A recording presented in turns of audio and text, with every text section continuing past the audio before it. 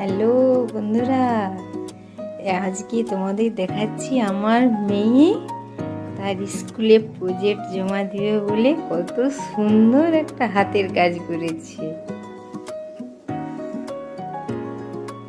এই দেখো